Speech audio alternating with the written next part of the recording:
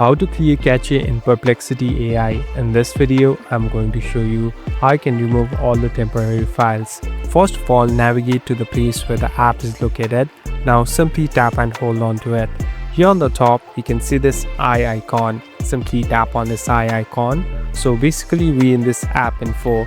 In other mobile devices, you can directly go to settings and open app information. Here on the right bottom, tap on clear data. So there are two different options, clear all data or clear cache. Simply tap on clear cache and tap on OK. So it will take some time. Now this will remove all the temporary files and now you can restart the app. So there won't be any lags and you can easily surf through Perplexity AI. Thank you for watching this video. I hope this video will help you.